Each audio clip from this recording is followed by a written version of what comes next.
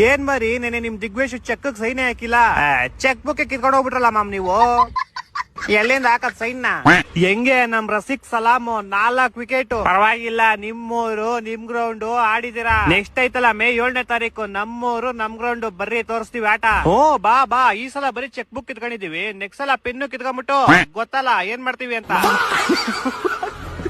Chutney ತೇಡಿ ಕುಡಿಚೆ hotel ಬಾಯಿನ ಒಂದ parcel. Hello ಏನ್ ಮರಿ ಬರ್ನದಿಲ್ದಾರ್ ಬೇಕಾ? ಹೋಗಿ ಹೋಗಿ ಡಮ್ಮಿ ಟೀಮ್ ಜೊತೆ ಆಡ್ಬಿಟ್ಟು ಗೆದ್ದಿದ್ರಲ್ಲೋ, ಅದಕ್ಕೆ ಕಾನ್ಸ್ಟೇಬಲ್ ಅಲ್ಲಿ ನಿಮ್ಕೊ ಮೇಲಿರೋದ್ ನಾವು. ಹೋಗ್ಬೇಡಿ, ಸಾಮಾನ್ ಏನಿಲ್ಲ, ನಾವು 3 ಸೋತಿದೀವಿ, ನೀವು 3 ಸೋತಿದೀರ. ಏನೋ 40 ಪಾಯಿಂಟ್ಸ್ ಮೇಲಿದ್ದೀರಾ ನೀವು ಅಷ್ಟೇ. ಮೇಲಿದೀವಾ, ಅದು ನಿಮ್ಕೂ ಮೇಲಿದೀವಾ ಅಷ್ಟೇ. ನಮ್ಮ ಹತ್ರ 5 ಕಪ್ ಐತೆ, 5. ನಿಮ್ ಹತ್ರ ಒಂದೇ ಒಂದು ಇಲ್ಲ. ಏನ್ ನ್ಯೂಸ್ ಇವಾಗ ನಮ್ಕೋ ಕೆಳಗಡೆನೆ ಇದ್ದೀರಲ್ಲ ನೀವು. ಹಲೋ ಲೋ, ಎಸ್ ಸರಿನಾ ಹೇಳೋದು? ನೀವು ನೆನ್ನೆ ಗೆದ್ದಿದ್ದು LSG ಅವ್ರ ಮೇಲೆ ಕಣ, ಹೋಗ ಅವ್ರಿಗೆ ಉರ್ಸ್ರೋ, ನಮ್ಗೆ ಯಾಕೋ ಉರ್ಸ್ತೀರಾ ನೀವು? ಲೋ ಅದಲ್ಲ ಕಣ, ನಾವ್ ಯಾರ ಮೇಲೆ ಗೆದ್ರು ಫಸ್ಟ್ ನಿಮ್ಗೆ ಉರ್ಸೋದು, ಅದು ರೂಲ್ಸು ಅಷ್ಟೇ. ಒಂದ್ ಫ್ಯಾಕ್ಟ್ರಿನ ತಗೊಂಬೇಕು ಅನ್ಕೊಂಡಿದೀನಿ ಮಚ್ಚ. ಯಾವ ಫ್ಯಾಕ್ಟ್ರಿ? Burner factory.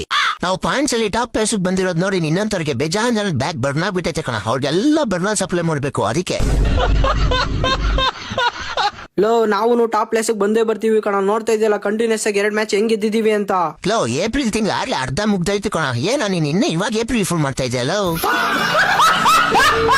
ನೀನೇನೇ ಹೇಳು ಮಚ್ಚ, ನಾವು ಪಾಯಿಂಟ್ಸ್ ಅಲ್ಲಿ ಟಾಪ್ ಅಲ್ಲಿ ಇರೋದಕ್ಕೆ ಇವಾಗ ನಮ್ ಫೀಲಿಂಗ್ ಹೆಂಗ್ ಐತು ಅಂದ್ರೆ,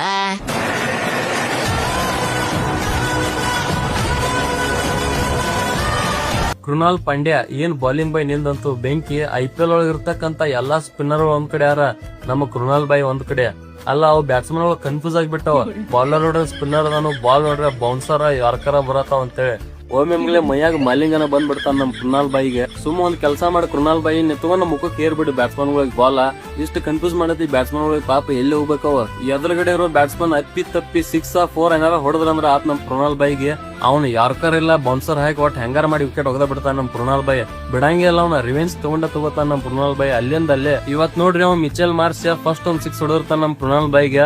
ಅದನ್ನ ನೆನ್ಪಿಟ್ಕೊಂಡಿರ್ತಾನ ನಮ್ ಕೃಣಾಲ್ ಬಾಯಿ. ನೆಕ್ಸ್ಟ್ ಓವರ್ದಾಗ ಮಾಲಿಂಗ್ ಆಗತ್ತೆ, ಬಾಲ್ ಹಾಕ್ಯ ಬೋಲ್ಡ್ ಹೋಗದ್ ಬಿಡ್ತಾನ ಮಾರ್ಸಿನ.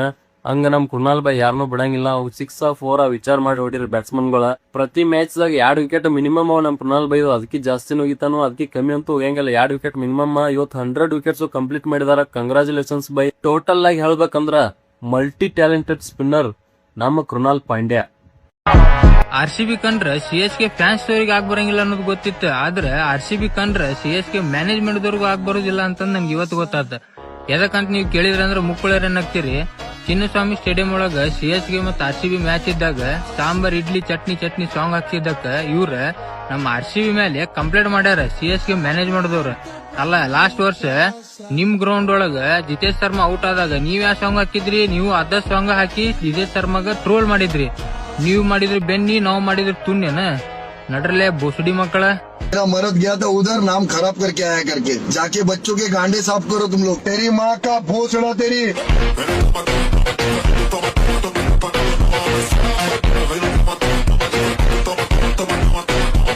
LSG ಕೂಡ ಗೆದ್ರೆ ಆದ್ರೆ ಹೊಟ್ಟೆಗೆ ಬೆಂಕಿ ಬಿದ್ದಿದ್ದೆ CSK ಫ್ಯಾನ್ಸ್ ಗಳಿಗೆ. ಅವ್ರು ತಿಂಕನು ಮಾಡಕ್ಕಾಗತ್ತಿಲ್ಲ, ಈ ತರ ಹಿಂಗು ಟೀಮ್ ಸ್ಟ್ರಾಂಗ್ ಇರ್ತದಂತ. CSK ಫ್ಯಾನ್ಸ್ ಖುಷಿ ಆಗ್ರಿ, RCB ಕೂಡ ಇನ್ನೊಂದ್ ಮ್ಯಾಚ್ ಇಲ್ಲ ಅಂತ. ಅಕಸ್ಮಾತ್ ಏನಾರು ಮ್ಯಾಚ್ ಇದ್ದಿದ್ರೆ ತಾಲಾ ಕೂಡ ಪೂರಾ ಟೀಮ್ ರಿಟೈರ್ಡ್ ಆಗ್ಬೇಕಾಗ್ತಿತ್ತ. ಬ್ಲಿಂಕಿಟ್ ಅವರು ಟಿವಿ ಬಂದಾರಲ್ಲ, ಮೊನ್ನೆ HP ಗ್ಯಾಸ್ ಬಂದಿದ್ರೆ, ಇವತ್ತು ಬ್ಲಿಂಕಿಟ್ ಅವರು ಬಂದಾರ. ಬ್ಲಿಂಕಿಟ್ ಅಲ್ವಾ, ಅವ್ರು ಗ್ಯಾಸ್ ಮಾರೋರು ಅಲ್ಲ, ಮತ್ತೆ ಪುಗ್ಗ ಮಾರೋರಲ್ಲ ಅವ್ರೆ. ಈಗ CSK ದವ್ರು ಇವ್ರು ಧೋನಿ ಟೀಮ್ ಅದ. ಧೋನಿನು ಪುಗ್ಗ ಮಾರಕ್ ಹೊಂಟ್ಲಲ್ಲ.